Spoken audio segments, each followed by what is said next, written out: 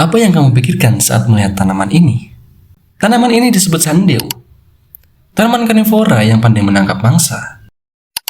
Mulai warna-warnanya yang indah, ia dapat menipu serangga yang berada di sekitarnya.